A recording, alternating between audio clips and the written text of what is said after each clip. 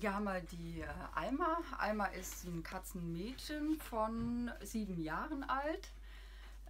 Die ist hier seit dem 9.10. als Fundkatze zu uns gekommen. Sie benötigt daher auch Freigang.